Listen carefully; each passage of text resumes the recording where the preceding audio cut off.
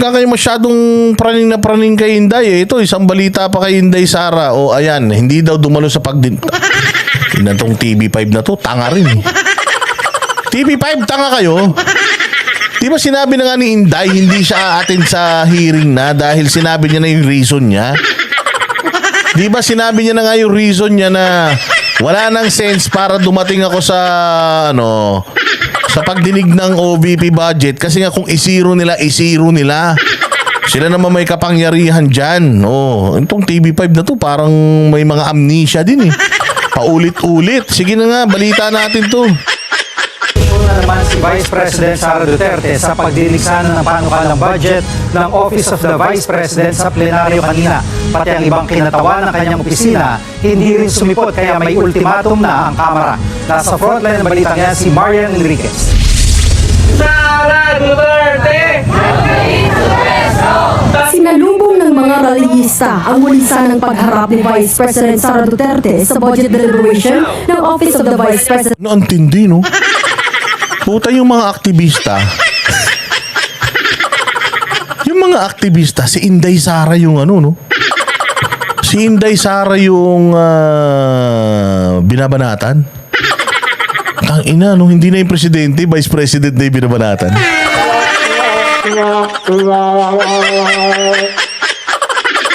Napakagago ng mga aktivista, no? Vice President ang inaano nila, pero putang ina yung 1.5 billion na flood control, putang ina hindi nila nirarally. Yung mga naglipa ng mga Rolex ng mga congressman, puta hindi nila nirarally.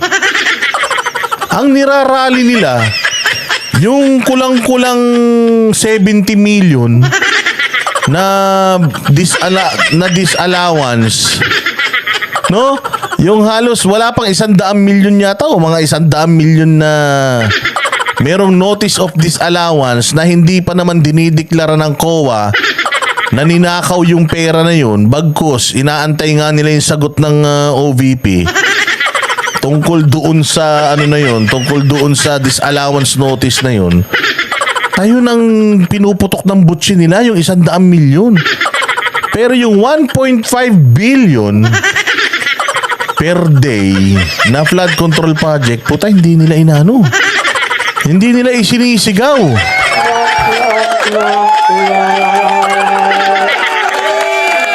Abnormal, no? Oo, sagad ang kagunggungan ng mga ito. Dati mga bossing, yung presidente ang nirarally nila, tuta ng China. Diba ganyan sila nun eh, pucha. Never again to martial law. Gumagano'n sila eh. No, pucha yan. Ngayon, ang tutuunan nila ng pansin, Vice President.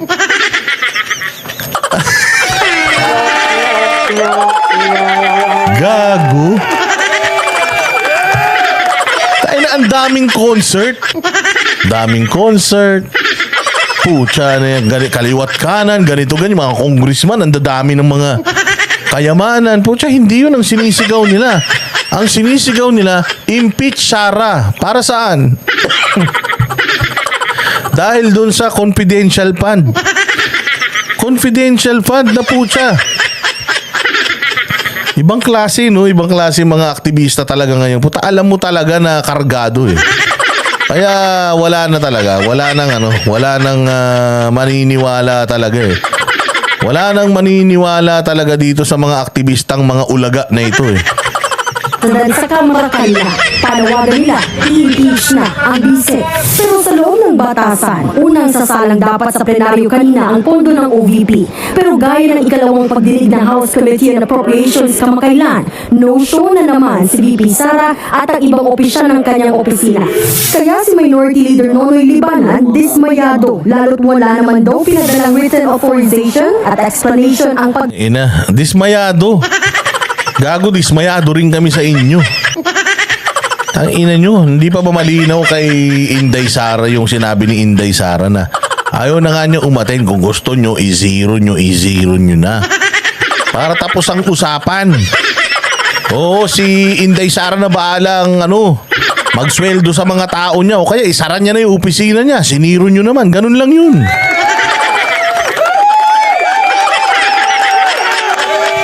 Mga dismayado. Pucha, baka mamaya lumabas yung mga Rolex mo, ha? Baka ngayon pa lang mag-block ka na ng profile mo. Baka mamaya ikaw na yung susunod na i-lifestyle check ng mga netizen. Kita mo naman yung mga kasamahan mo, lumabas ang mga baho. Yung isa dati nagta-tricycle. Puta, ngayon may artista ban na.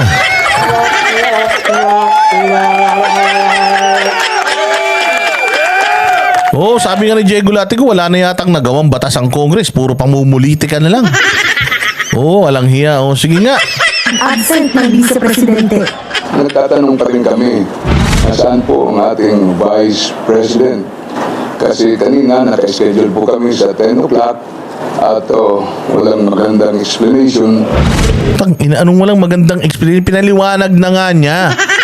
Hindi ako aattend kasi nga pinapaubaya ko na sa inyo. Ito na, ginawa ko na yung listahan. O, ayan yung listahan ng mga gastusin namin.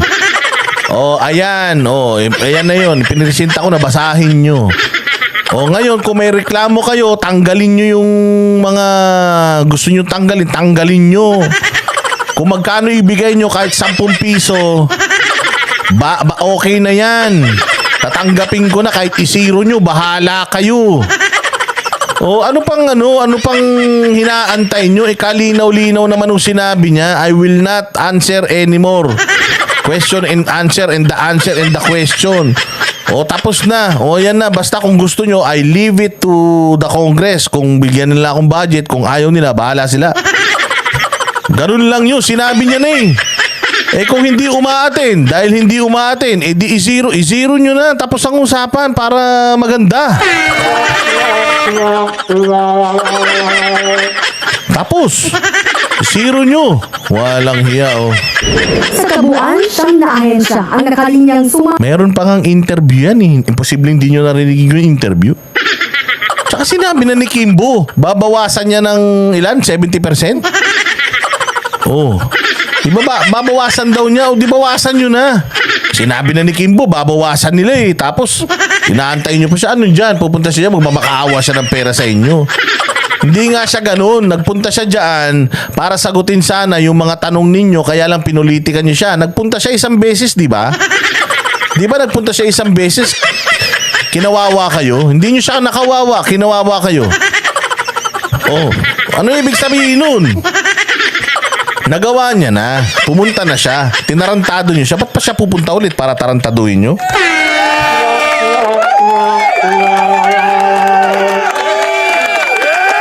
Okay na yun. Nagpunta na siya eh. O, di ba? Palan sa budget deliberation sa plenaryo ngayong araw. Kung wala pa rin kinatawan ng OVP hanggang matapos ang sesyon ngayong gabi, papipilitan na naman ang mga kongresista na i-defer ulit ang pondo ng OVP. Nagpadala lang ng sulat si Vice President Sara Duterte dated September 11 kay OVP budget sponsor Congressman Zia Alonto Adyong na sinasabing naipasa na nila ang mga kailangang dokumento kaugnay ng kanilang 2025 budget proposal. Ipinauubay na lang nila sa Kamara ang kanilang Ito kalinaw-linaw. I am paubayaing.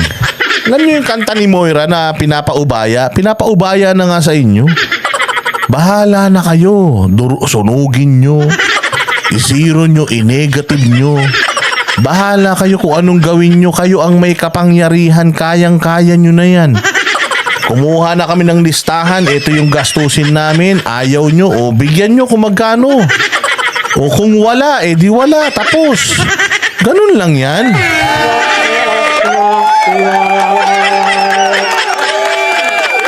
Ano pang inaantay nyo? Hindi kayo makakaisa kay Inday. Mamaya umatin na naman dyan. Tapos ganun na naman kayo. nilang budget para sa susunod na taon. Bagay na hindi umubra sa minorya. Ayon sa liderato ng Kamara, sa Miyerkules, September 25 na nila target ipasa ang mahigit 6 trillion pesos na proposed budget sa susunod na taon.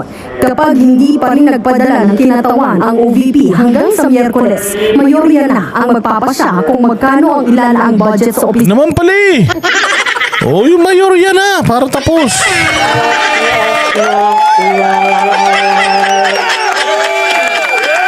Ano sasabihin nyo? Parang hindi naman interesado si Inday sa budget.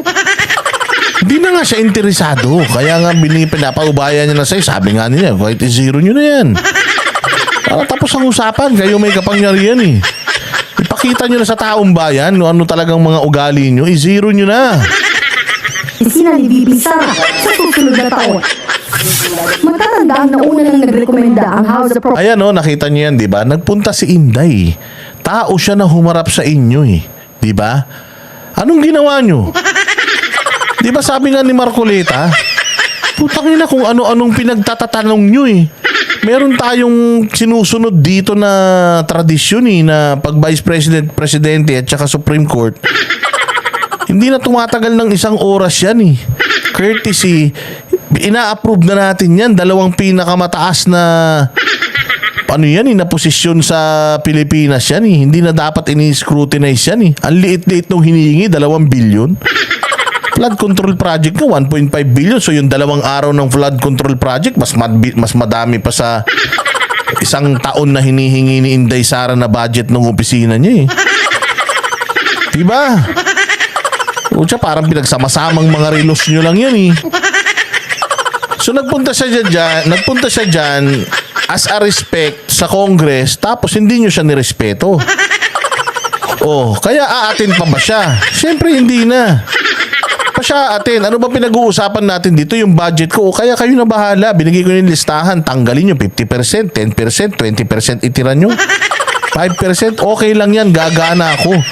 Sabi nga niya, kahit i-zero nyo, okay lang sa akin eh. Ano pang problema natin dun? Appropriations Committee natapyasan ng 1.3 billion pesos ang budget ng OVP mula sa dating higit 2 billion pesos. Sa ngayon, nasa higit 730 million pesos lang ang balak nilang isumiting proposed budget. Ayan tinan mo Congress na ang nagsabi na ang original is 2.37 billion, ang ia-approve lang daw nila 733. So ano pang problema dun? Mantakin mo 1.2 billion yung tinanggal nyo. Okay lang, sige na tanggalin nyo na. Meron na kayong ganitong statement, tas gusto nyo pumunta pa si Inday dyan. Tapos na yan eh. Kaya maipagtanggol ni Inday yung budget niya hindi, kayo pa rin naman ang masusunod. Kaya ilagay nyo na kung magkano. Maganda yan, iwanan nyo 5 piso, kaya piso. Piso, para kahit paano meron silang maklaim. Pag yan ba naman, nagkaroon ka pa ng notice of disallowance, Inday piso na lang yung ibibigay Pucha, miski ko, pai-impeach na kita. Budget ng OVP sa plenaryo. Nagbabalita mula sa frontline, Maria. Palakpakan.